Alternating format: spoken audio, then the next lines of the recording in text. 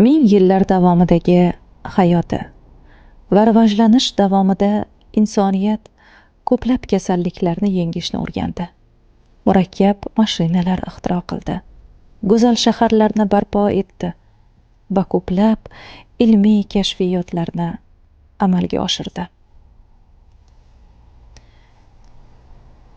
Ammo insoniy munosabatlar borasida hamon uzoq ajdodlarimiz yashab o'tgan davrlarda qolib ketdik.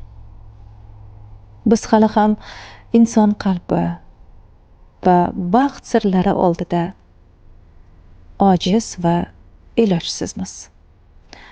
Og'riqlar va haqoratlarga ko'milgan oilalarni uchratamiz va yaxshi niyat, umidlarga qaramay, ular turmushlarida haqiqiy baxtga erisha olmayaptilar.